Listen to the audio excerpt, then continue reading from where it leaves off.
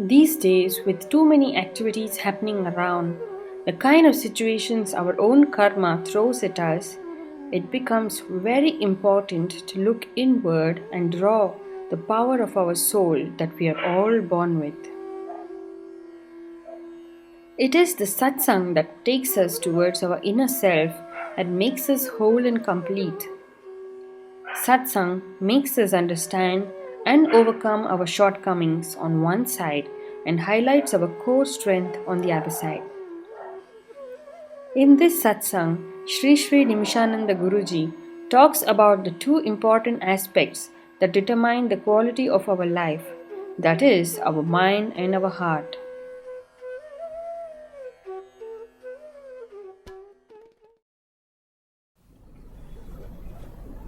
सर्वमंगलमांगल्ये शिवे सर्वार्थसाधिके शरण्ये त्र्यंबके देवी नारायणी नमोस्तुते कावेरी लोकपावनी संगमक्षेत्रे सुस्थिते श्रीचक्रराजसहिते श्रीनिमिषाम्बा नमोस्तुते गुरुब्रह्मा गुरुर्विष्णुः गुरुर्देवो महेश्वरः गुरुर्साक्षात् परब्रह्मा तस्मै श्री गुरुभ्यो नमो नमः. Okay, so what is the nature of satsang? The satsang is generally, let us start with what is the state of our heart and what is the state of our mind. Two things have to be constantly evaluated and seen and analyzed to a certain extent, the state of the mind and the state of the heart. So there is a lot of flux in between these two, how you connect these two. Okay, there is a lot of difference between these two. Okay, and every sadhak, like each one of you, undergo this kind of a flux. Okay, so how to not solve this? How to manage this? Solving is not a problem, but managing it is a real problem because you really don't know how to manage the whole situation. Let us say if you are quite conscious about that spiritual heart, that means your bhakti level, your kind of bhakti level increases, then your sadhana level automatically increases. But if your bhakti level is not there, because there is too much of involvement of the mind, so then what happens? Then everything also in proportion gets diluted. In proportion gets diluted. What is the point when you contact a guru or when you are in front of a guru? What is the point? The thing is, when you are physically present in front of the guru, that means you have to be constantly aware the guru is not only present in front of me, the guru is present inside me.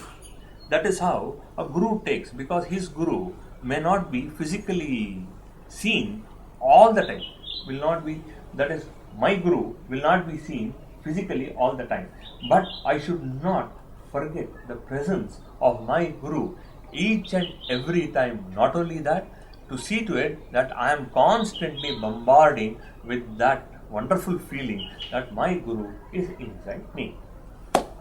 Then what happens? Then you are able to control the flux of the mind.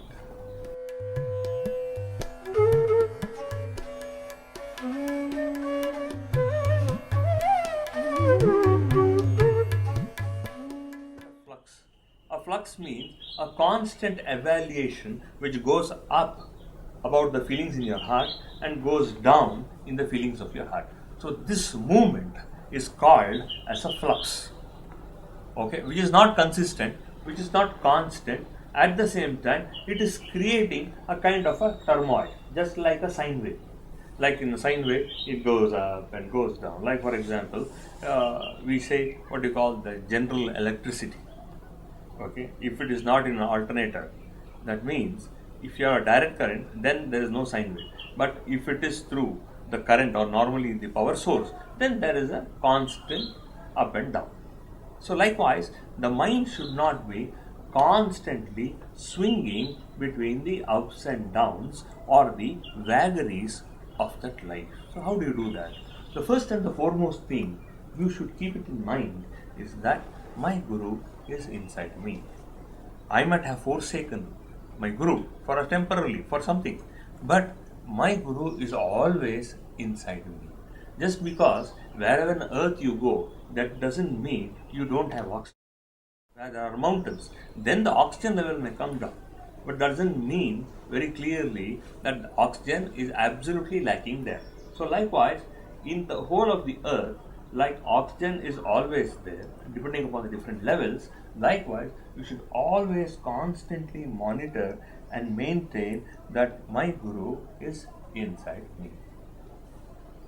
That what gives you that?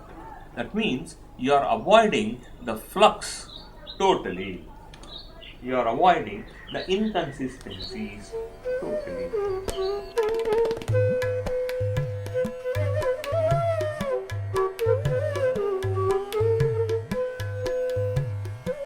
We are all aware that we are blessed with the intelligence quotient known as the IQ and the emotional quotient known as the EQ. However, we are unaware that we also have the spiritual quotient in us called as the SQ. Let us, through the second part of this video, understand how we can hone our SQ. Like intellectual quotient IQ, you also have a quotient called as a spiritual quotient, where when the flux is almost zero, since there are no vagaries in the mind, automatically your spiritual quotient is extremely high. Come what may, your spiritual quotient is extremely high. That means what happens? That means number one, you are constantly aware of divinity. That goes without saying. And number two, you are constantly aware of the Guru inside you. Now, based on these two things, since there is no flux, things start or begin to happen. So, what is it that happens? What is it that happens? The thing that happens most is you will start getting bouts and bouts or layers and layers of intuition inside you. All this time, it is only your mind which was trying to control you, yes or no, and something like that, very similar to that. But when you touch that there is no flux, there is going to be a constant or there will be a consistency, that intuition is slowly going to blossom within you. This is the most important thing you have to understand. Intuition is the key for success in man's life. Success doesn't mean, or success not only means a kind of a prosperity. What you mean is success means that you are going to be performing in higher levels of sadhana or higher levels of peak performance. That means you will always have peace of mind. You will always have, come what may, you will not be perturbed at any point in your life. What is the mind? Mind doesn't give you peak level of performance. There is always consistent bombardment in your thoughts. And what happens most of the time, when you are not in a state of intuition, when there is a flux in you, you really don't know why this confusing state. Instead of being in peace, instead of being in prosperity, instead of being in a total arena of where I have got lot of freedom to enjoy my peace and happiness. You don't have. That is the reason we tell you that there is a Guru in you constantly telling you, I am there, I am there. And that is why many spiritual saints, including the photos of gods themselves, have very clearly told that in Tamil we say, Yamirka Bayame. When I am there, why you fear? When I am here, why fear? That is a constant reminder, a spiritual reminder to tell you that nothing is going to go wrong, nothing is going to happen, nothing is going to happen haywire. So you are constantly aware that yes, I am there. And what is that? That gives you permanent peace, prosperity. And you start seeing bouts and bouts of intuition inside you. Why is it not intuition is consistent? It again depends on the constant flux of mind. Now this part I am going to repeat again, and I have repeated already again, to tell you when there is a flux in the mind, intuition doesn't come from deep within you. And what is it you have to do? As a disciple of the Guru, you should be intuiting almost 90% of the time. If you think you can live without intuition, then you are very wrong. You are very wrong, because the power of intuition is well within you. You need not get something out from outside. You are only allowing that intuition which is deeply hidden in the recesses of your heart to come out and allow you to prosper. What happens? You are a made person if you know how to intuit. Or if you are in the habit of intuiting, that means you are already made as a human being, and you are already being made also as a divine being.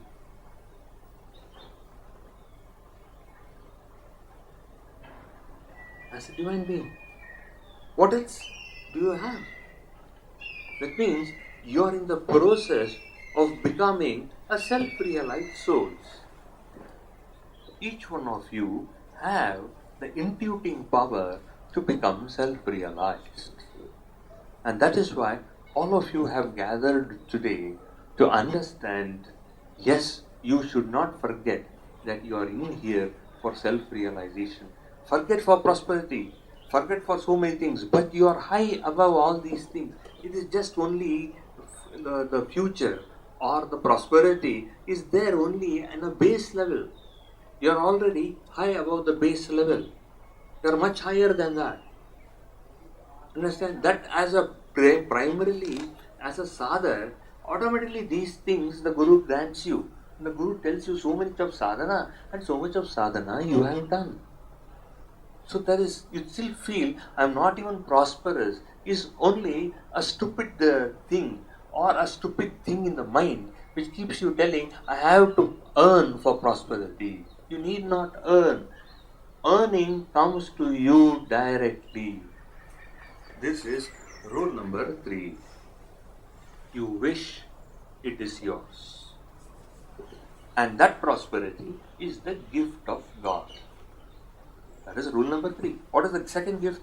Intuition is the second gift. What is the first gift? The first gift is that you will have a constant peace of mind from God. That is first gift. Second gift is, what did I tell you? Intuition. And the third gift is, whatever you wish is already yours. You just have to wish. Things will happen. How will it happen? It is because of the power of soul. That is why we call it as the Atma Shakti. You only have to wish. For that, what is the kind of a sankalpa? What is the kind of a feedback we should have? We should be constantly aware of the presence of divinity or the presence of our Guru deep inside us. That's all. Nothing else. You have already done sadhana and you are still doing sadhana. What more does the Guru want from you? You are just to be constantly refreshed and reminded. You have to be constantly refreshed and reminded that the Guru is within you. Most of you, I know, naturally will aspire for the physical presence of a Guru. Yes, no doubt. It has a wonderful feeling. It has the best feeling. Who said no? No doubt it is so. It is so. It is so. There are many instances where we cannot give the presence. Most of the time, the presence cannot be felt physically. So how do we do that? You see, you look at an object, you look at a sort of a venerating object. That means with lot of bhakti, you look at an object. For example, God's photograph. It can be mother's photograph. It can be the Guru's photograph. When you look at it, you have to instantly gaze well within through your eyes to the eyes of the photograph. That look, I am there, you are there. So please give me the grace, give me the benevolence, and give me the necessity things to see that I prosper well. So I will have lot of intuition throughout. The point is, you are only seeking God's grace to ask the power of intuition, because that is the one thing which is going to raise you to the end power of levels, from an ordinary human being to that what you call as an extraordinary being or an enlightened being. That means you are already realized, because the power of intuition comes from well within, and at any moment you can tap it for your own welfare as well as for the welfare of the people around you. It can be relatives, it can be friends, it can be anything. But that is what it is going to do, that is what it is going to have, the power of intuition. And this is what, as a guru, I constantly strive to achieve this kind of a peak levels in all of you. It is not what kind of sadhana, what is the kind of a dress you wear, what is the kind of a uniform you wear. You have to have for that not the compatibility, but you should have the mental stability to see to it that everywhere there should not be any flux.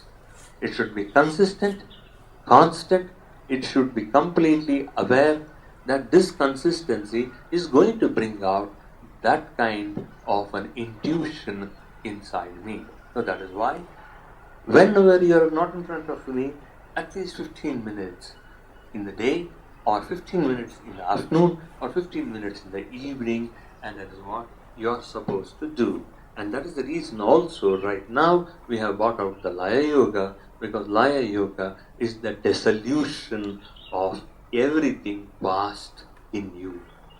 It is to bring out the past, completely shattering the past inside you. It can be a thought, it can be an idea, it can be a form, it can be what you call an interruption for your grace to flow to you. It can be a mindset also, it can be anything that is concerned to you only. That is the reason complete dissolution of all this negativity is given to you by Laya Yoga.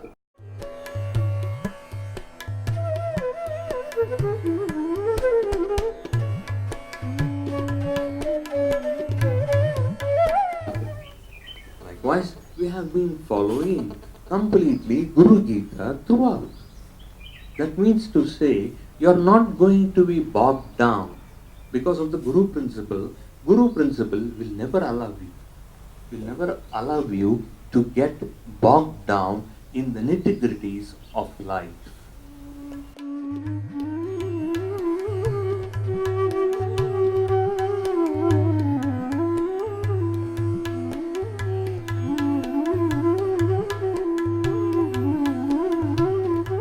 Remember that you are not going to be bogged down. Guru Gita will not.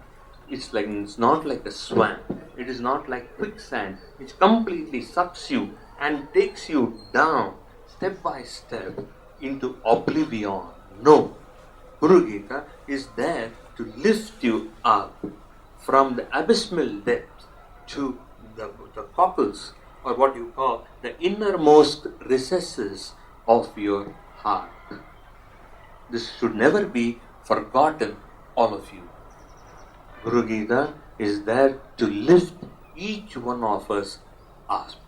And that too, especially when it is discoursed through a Guru, automatically it has the power, it has the Shakti, it has the intuiting power also to understand what is Guru Gita. This is the most important thing in our lives.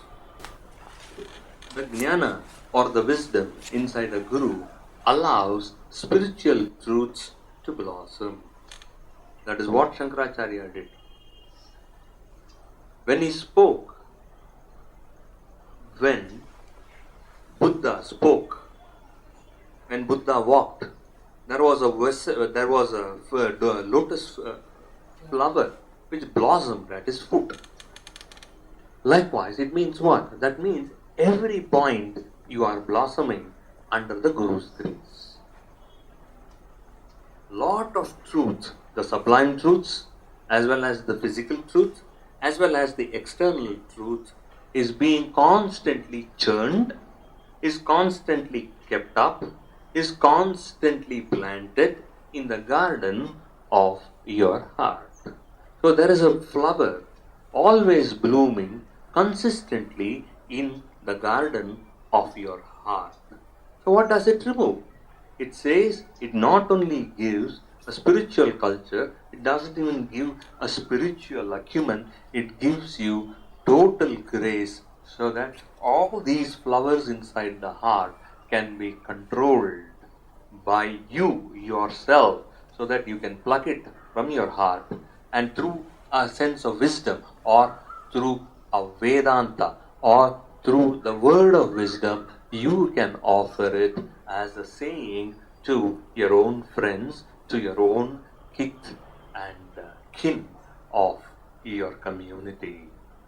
This is how a guru is being made, and this is the sublime truth when we discourse on this such a Guru Gita, that everything blossoms under the lotus feet of Guru, with the Guru Gita being discoursed left, right and center. One knows the truth always bathes in the water of Sri Guru Gita to wash away his worldly impurities and to become free from the snares of worldly existence, says Lord Shiva in Sri Guru Gita, Shloka 157.